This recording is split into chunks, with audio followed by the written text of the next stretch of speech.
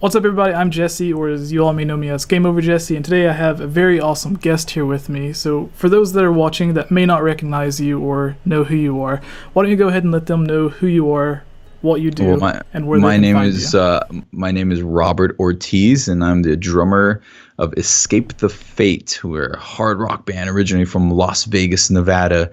We're not your typical screamo band, but we do scream, and we are pretty emo at times. But yeah, I've been Escape the Fate since the very beginning. So if you haven't heard of us, go check us out. Right, and what are some songs that some first-time listeners should check out? If someone's watching this and they're there's definitely like some go-tos, you know. I think for the old school fans that were there with, you know, for a while, they like This War Is Ours, so it's kind of nostalgic for some fans. But I think with our last record, we kind of made a resurgence with our old fans and made a lot of new ones with songs like Remember Every Scar. That's a great one to check out because the lyrics, the chorus is like, I mean, shit, you know what I'm saying? Like, if you ever need to get through a journey in your life, just some kind of challenge, like that song really like encompasses that. And I think a lot of fans have, they've grown attached to that. And I've seen lots of people with tattoos and stuff. So check that one out. Listen to the lyrics. Also, like, if you're more into like the metal type thing, then probably Just a Memory has got some pretty brutal riffs and guitar sweeps and guitar solos and that kind of stuff, and some lyrics that just kind of fuck you. And I guess one more would be probably Ungrateful, and the music video for that one that's my favorite thing because it kind of put together everything we were trying to say in the song. And it's not necessarily trying to make a statement of anti-bullying per se, but it's like it kind of shows a side where it's like this sort of cycle where everyone kind of is responsible for it. And so the song took on sort of you know what, dude, I'm tired of people's criticism, I'm tired of haters, fuck all you. And it went from that to just kind of evolving into this thing, and the video is really, really good. I'm really proud of it. It's my favorite one we've ever done. So check that one out, and I think you love it. It is metal too, so yeah, you know, but we got plenty of songs for the ladies though. Yeah, that makes me wonder what more poppy songs would you recommend someone to go check out if like the heavier stuff isn't their thing, because there are a lot of songs that don't have any breakdowns or screaming or anything. It's just like basic rock or like more of a poppy tone to it. Yeah, I mean, again, going back into some of the old school stuff, a song like Ashley, I remember that was my niece's favorite song, and it still is, and she's like in high school now. There's that song. I mean, even if you want to dive back into the band's history and listen to Situations or Not Good Enough for Truth and Cliche off the first record, those songs are, you know, they're just really catchy and to the point, and very emotional, you know. And off the last record, Hate Me, we had a song called Let Me Be that's sort of in the back of the record, and we're not done with that song, but you know, that's a strict like straight up love song, you know. It's just not something we've normally done, but yeah, you know, it just felt the need. That song in particular, my daughter, who's about to be 2 years old now, whenever she would be like awake crying at night or something, we'd put on random songs to get her to try to fall back to sleep. That was one of the songs that my girlfriend and I would let her listen to try to get her to calm down. That's amazing, man. Yeah, and it worked too. Now every time that you play it, she instantly recognizes it and sort of, you know, obviously she doesn't go to sleep, but she like starts. You could tell she recognizes it, is the best way to describe it, I guess. That's amazing. It's so weird to see the development because I have daughters of my own. I have twins, and like today I was playing. I got twin daughters, and they're 9 months old now, and I played a song today, a mix from something that's new. It's a song I wrote for them, and I'm not gonna tell you a whole lot about it, but like, yeah, it was for them. I did like specifically was talking to them in the song, and they're just both like, I have like my setup in here and everything, and I'm fucking bumping this thing, and they both stroll up in their little walkers, and they're loving it. They start kind of rocking out. I'm like, what the hell? Like, how did this happen? Like, you know. But they I don't know, music is magical, you know what I mean? You can't really pinpoint what it is, why it makes us move and why it makes us cry, and what I mean, there's just something weird. Like if I read you the lyrics, you'd think it's cool, but if I sang them to you, it might make you cry. You know what I mean? Yeah. Like it's fucking weird. I don't know how that works, but it does, dude. So yeah, so I mean, to go back to the original question, I mean, yeah, there's songs out there. Just check them all out, dude. We're so diverse in everything we do. You know, there's no limit to what Escape the Fate is. We experiment a lot. We try different things. One month we're into fucking metal. The next month we're into just 80s fucking glam metal. The next month we're into pop punk and acoustic songs. You know, it just depends. We're humans and we have different emotions and we feel different ways on different days. And we don't try to pigeonhole ourselves to any one specific thing. Right. So one of the things that I've always been curious about, because I've watched a few of the older interviews and it's kind of hard to go back and find those on YouTube or find magazines where it talks about it, but what would you describe the history of Escape the Fate being? Like essentially just the origins of it. Like, how did the band come to be? Was it you and someone else? Were you invited to it? How does that process go? Because there's conflicting stuff depending on which interview you go to. And you're right, dude. Like I think that's part of what's cool about this band is some of that mystique, right? Which a lot of bands don't really have now because everyone puts everything they do out instantaneously. Yeah. But there is some mystique as to how this came to be and how it got to where it is now and how it started. And for us, you know, I feel like the history has been the biggest part of the story, even when we didn't really even have any history. It's like we're already talking about past tense when we're still in the present. But, you know, for us, we started in high school, and it was an old incarnation. I had this friend who was just like, he was this awesome guitar player, super like punk rock. And he's like, hey, man, I got this guy, he sings and he plays guitar, and we started a band called Lefty, and I met the guy. He was really fucking weird looking. He had this Tom DeLonge haircut, and at the time, I'm a metalhead, so I just thought, wow, that dude's fucking stupid looking. And I didn't realize that's what was cool, and he was like ahead of his time, you know? And he sang, and I remember thinking, this guy can't fucking sing, but he sings. One of us has to, right?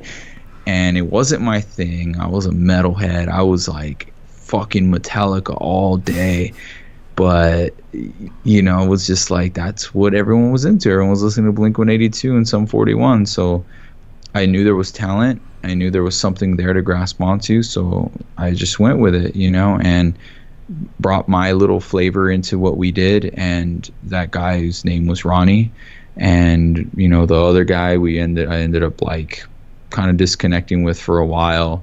And then that evolved. We brought this guy in who was in my guitar class, and he was in another band called Almost Heroes. And we created this band together. And now he would come over to our practices because he hated his band. They were like older and they were like weird jocks or something. And we were like the cool band, you know, we really wanted to make it. And like he would come over when we would practice after school. And then the bass player we had, his name was Adam. And that dude would leave. He would have to drive across town and go back home. And we'd keep jamming. Max would pick up the bass, and we'd be like, oh my God, you're amazing. Like, what the fuck? You gotta be in the band. He's like, oh, I don't know, man, I'm in another band. Then he plays a talent show with us, and the guitar player that we had, he like got pissed and left. So then it was us three with that other bass player, Max, on guitar. Really quick, I don't mean to interrupt you, but the song that you played at the talent show, is that a song that's on the album, or is it something that you just got? No. It never got recorded or anything? Let me see. No, actually, it never got recorded, man. If it did, it got recorded once. It was a fucking, just like, we were playing this show, or we thought we were going to play a show, but then it got canceled. I don't know if it's because no one showed up or what, but we just like it was just us there, and we're like, well, can we at least record this shit? And that was the first time we heard ourselves live, and it was a song called, like, we just called it the radio song. It was like, I remember how it goes too. If I could find a fucking recording of that, holy shit, it exists somewhere. Yeah. It's someone's fucking CD case or something from the 2000s, but that song never actually made it into a demo of like a professional level or anything. And you know, after that we started this other band with this singer that was in Max's original band, and we kind of formed this little super group for a bit. We disbanded for a while. There was high school drama, girlfriends and things like that. And I remember at Sonic one time, this girl rolls up, and I knew her, she was the hottest girl in school, and she like rolls up, she asked specifically a burger, nothing on it except mustard and pickles. I'm like, well, that's Whitney Long. I know that burger. She orders it all the time. It's kind of weird. And then I just hear a voice, yo, be in our band, bro. And it was fucking Ronnie and Max. And they came through my job at Sonic, and they asked me to join the band. I said, I'm never going to do this again with you guys, but fuck it, you know? And I was in a different band at that time, and then we went after that. He had these other two guitar players. From there, we were Escape the Fate. And, you know, that went on to, like, do another high school talent show, play a show at a bar where I wasn't even old enough to hang out in. I had to wait outside, go on stage, and go right back outside. And we played our first all ages show, and that was the origins of MySpace. So we were able to put our demos out, and we were on that demo that we had that featured Not Good Enough for Truth and Cliche, which you know, a previous version which was tuned higher. And then there was a song Makeup, which got re-recorded, and it was only like on a Japanese B-side. We never actually released it in the States.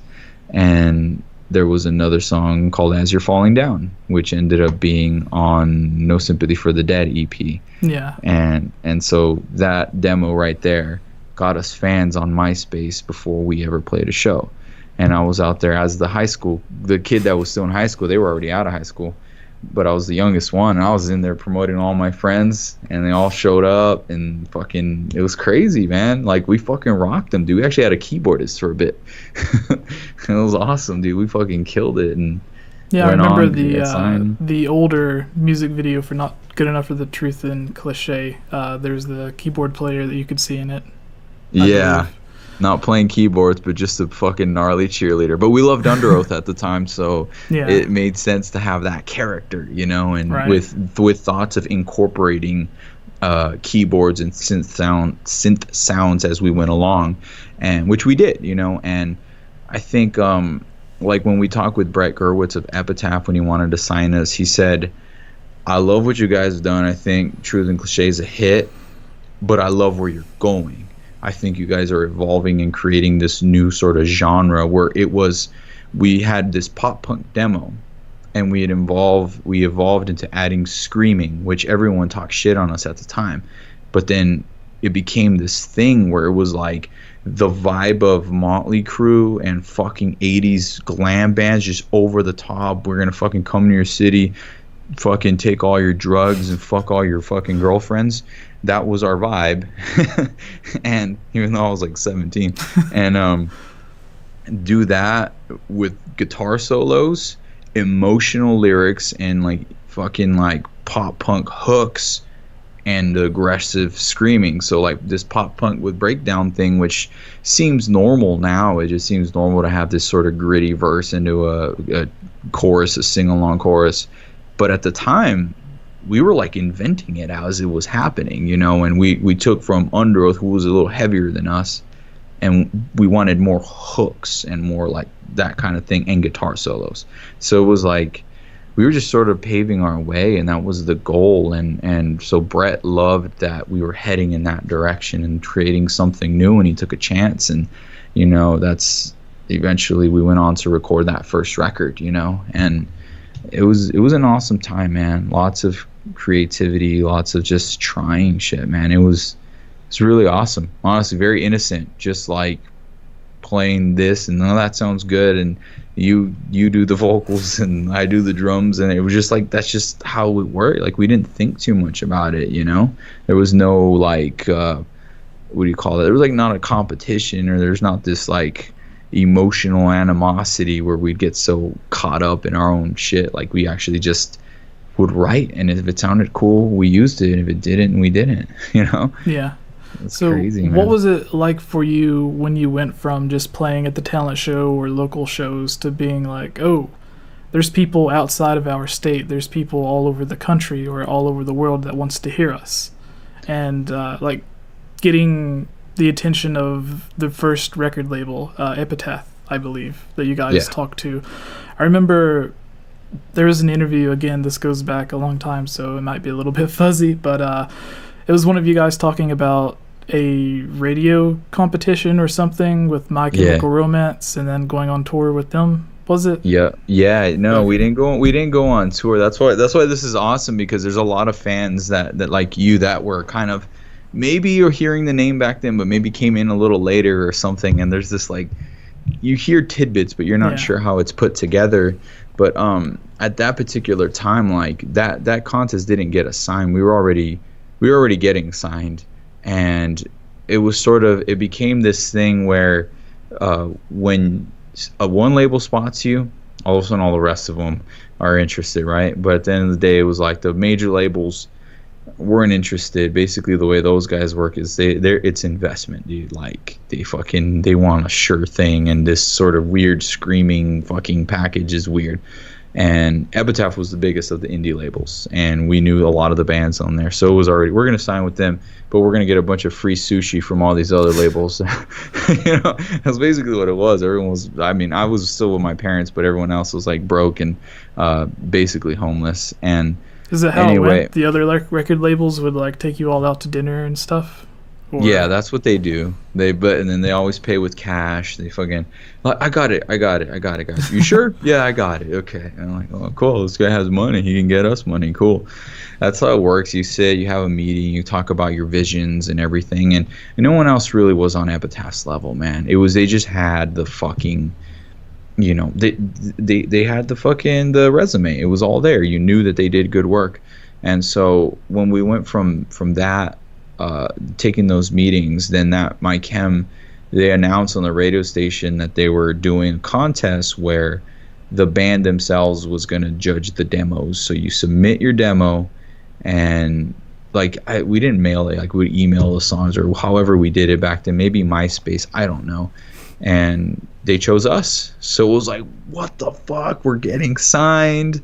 This fucking lady came out to watch our show. We killed it. We sold that motherfucker out. Now My Chem's picking us. We're gonna open for them. And then there's just like this whole thing like of just so much happening at once. And at that time I had just graduated, and I was working with my dad, and I got Max a job there too, and we were just fucking painting apartments, and like they were converting them into fucking condos, and we're painting, and we're outside just talking about all these goals for the band, fucking sleeping, not really working. My dad was the worst too. He would just drink all day. he would just hang out in the apartment. Everyone would go hang out. They'd hide beers inside the vents of the fucking apartments and the air conditioner, and then come over, everyone would drink, and then go work a little bit, come back and drink some more. That's all this was, and we didn't give a fuck. But I remember getting the call from like just I don't even remember actually, but I remember getting a call. I don't remember who it was, and they said, dude, they want to fucking sign us. Like, oh my god, you know what I mean? Like, it was so crazy. And back then, it seems now you don't even really need a label a lot of times, because you can build your own following and make money online. A lot of people are doing it independently now. Yeah, there's a lot of bands that was people doing covers on YouTube videos or something, and then people will listen, and after they get a fan base of like 100,000 or 1 million subscribers, they already have that fan base to basically go anywhere they want without putting out a CD or something and sell out smaller venues. Yeah, exactly, dude. And I mean, even there's in Australia, there's a promoter. He pays fucking YouTubers just fucking tons of cash, dude, to come perform the one fucking I guess you could still say viral fucking thing that they did, right? And they just come perform and that's it. It's like, but people were fans, you know? And back then it wasn't like that. Back then it was like the label was the only way because that's where the money was. And they were going to give you money to fucking make a record and they were going to fund it and promote it and everything. And it was so surreal, basically. And I'll never forget, she's still my friend. My first fucking international fan was a girl named Kaylee, and she's from Canada. And she messaged on MySpace. She's like, "Hey, I'm from Canada, dude. I love your fucking band." I'm like, "What? My first fucking band," you know?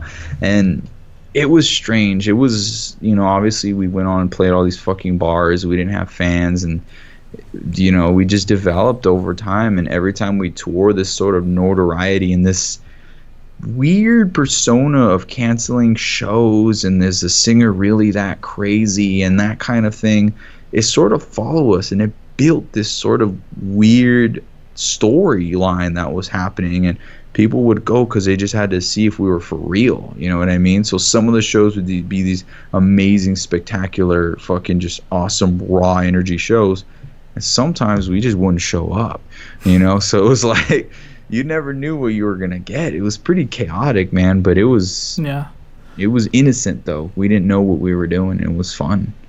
You don't have to answer this because it might be a bit private for financial stuff, but when you go to sign with that first record label, was it enough money to where everybody in the band would be comfortable without having a second job, or is it enough to where you would just be able to get by? Like, what is that like for a first-time band being signed? Well, that, and like I said, dude, like major labels and indie labels work differently. Essentially, the indie label, what they did is they bought us a van, and so that's part of the contract. They buy us a van to fucking tour, and so they were obligated to pay that. And then they gave us like a small budget. I don't even remember. It was a few grand to, you know, just get equipment. And then they gave us several thousands of dollars, a lot more than a lot of people were getting back then to make a record. Maybe I'll just keep that one to myself. But it wasn't the largest sum, you know, that the band has gotten since to make records. Definitely not even close. But it was not chump change, and it's more than most artists outside of like fucking, I don't know, Taylor Swift or whatever, right? Back then that was a lot more money than what most artists work with now, especially bands that you're taking a chance on, and bands our size with some credibility like ours. That money was at that time not extravagant, but now actually it kind of is, because just, you know, we don't work with that kind of budgets. You don't have big name producers as much anymore, and everyone's got a computer, and you know, you can make fucking records for super cheap and really quickly and stuff. So it's just a different beast now. But yeah, they as far as like where we were comfortable, I'll tell you this much: when I went recorded the album, I came back from when we recorded. It was in December when I was done. And I came back. I went to go spend Christmas with my family, and I didn't go back because I didn't need to. At that point, they were just recording vocals, and I went back to work. So it wasn't like we're set for a while type of money. It was like, make the record, and most of this money is going to the producer. So basically, no, we didn't have any money to live on. The first thing where we ever made any real money off of was a publishing deal. And that was the type of money for, you know, 18-year-old at that time, you know, to help get me through the first tour. But we needed to continue to find ways to make money as a band, you know. But you're also making money every night while you're on the tour, or do you get paid like a lump sum at the end of it? No. At that point, you get paid by show. You know what I mean? And it's not much. It's not much. Everything then is an investment. And Epitaph was giving us like tour support and stuff to go out, and so that we can get through the tours, because they're investing in us. You know what I mean? So it was not about all right, we're good. So now this is our job. You know, it was like any single cent that we have is going towards making this band bigger, you know, and it's weird because like so many years later, this is a living, and I've been doing it for 11 years now. But back then, you know, I stayed with my girlfriend, who's my wife now, and you know, her parents let me stay. I don't know how. I wouldn't have fucking done that, but they did. And some friends, some couches, and we'd go in a van, and it was what it was. We'd stay at random people's houses, and yeah, you get paid every night from the show, and then you do whatever merch sales you got, and that goes right back into the gas tank. And then, you know, I remember Ronnie we had us. They gave us a good amount of cash, and for whatever reason, he thought in his brain, I'm going to buy 2 car batteries. I'm going to buy one, and it's going to charge the other one while that other one's hooked up to the Xbox and the TV so we could play Halo. And so we had this whole setup. I slept in the hotel. I come back in the morning. There's a fucking flat screen TV. There's these curtains and lights and all this whole shit. They cleared out this middle section. I'm like, all right, I guess it's pretty cool. I didn't want to spend this money. I'm like, we need this. Let's eat. Let's put gas. And he got this bright idea with these batteries, and it worked, and it was cool.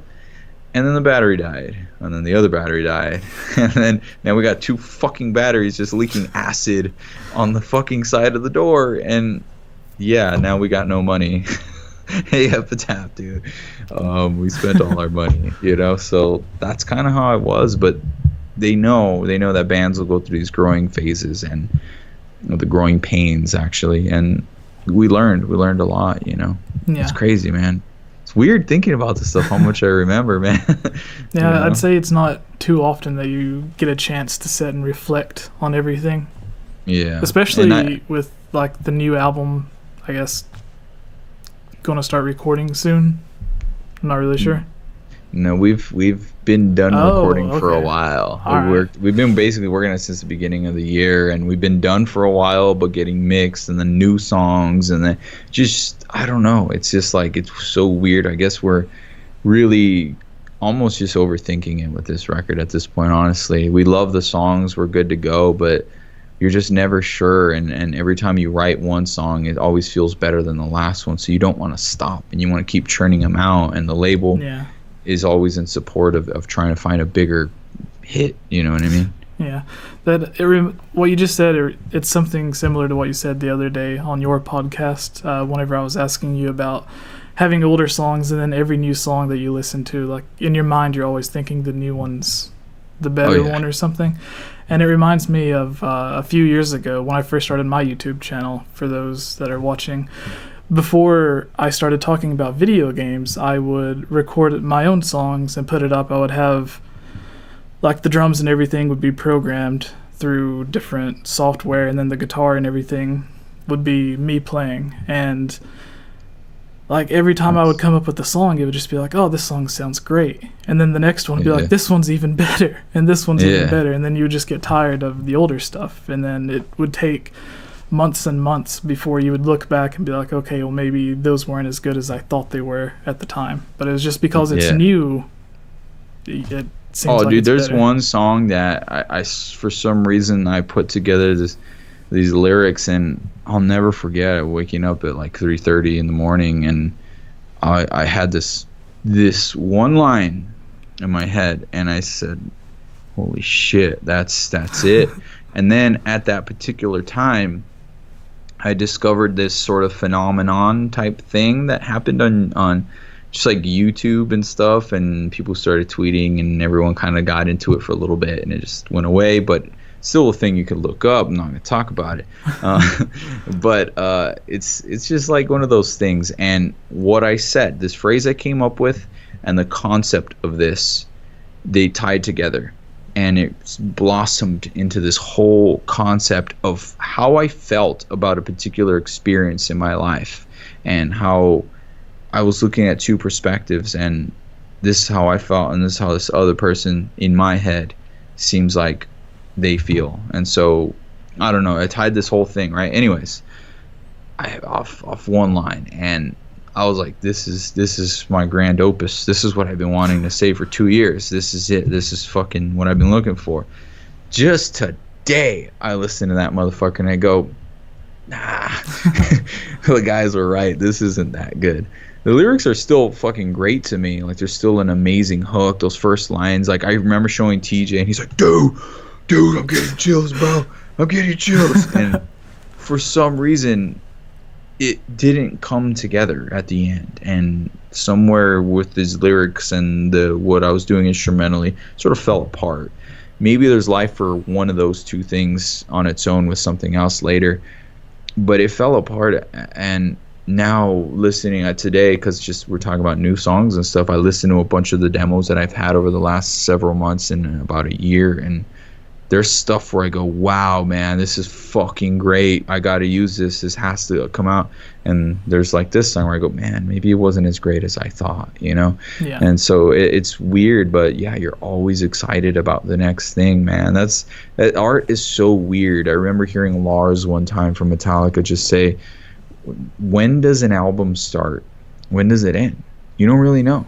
When does it start? Does it start the moment you hit record, or does it start, 2 weeks ago when you picked up a guitar and doodled, or 3 months ago when your fucking wife left you, or is it like fucking when you were a kid at 16 and had this dream? When does an album start? I don't fucking know. When does it end? When you're done promoting it 15 years from now, 20 years from now, when you're celebrating the 20-year anniversary of it and those songs finally really connect? You don't know. That's the beautiful thing about art. It's just magical, and it happens, and it's timeless, and it's just this weird thing. You can't really put your finger on it, Yeah. This might be the last thing that I mention about the past, so we can talk a little bit about the future of Escape the Fate and maybe some video game stuff if we have enough time. Hell yeah. When Escape the Fate, after their first album, before Craig came in, Ronnie had to leave the band. Was there plans for a second album? Well, obviously there were probably plans with the second album with Ronnie, but did the songs completely change after Craig came in, or was it something like, hey, before you came in, this is the ideas for songs we had, and we just need you to put vocals on them? Or did you start completely fresh with new songs? How was that process? There is one song from the Ronnie days that made it onto This War Is Ours. We had begun demoing stuff. See, the problem was that... What's up, everybody? Game Over Jesse here, and if you enjoyed this video and are into awesome, nerdy, geeky content like we are, consider subscribing to Geek Fuel, a monthly subscription box that is guaranteed to have over $50 worth of great stuff in every box. You'll receive an exclusive shirt, games, collectibles, and other geek-related greatness. Use the link geekfuel.com/GameOverJesse to not only get $3 off of your subscription, but to help out our channel as well, which means more time to work on more videos for you guys. If you enjoy the videos on my channel, please consider subscribing, checking out my second channel focusing on movies and TV shows, and my Patreon, where you can join in as a guest in upcoming videos, watch new videos first, you can have me join in and collaborate on videos for your own channel, have custom artwork or custom avatars made of yourself or for your channel, and much more.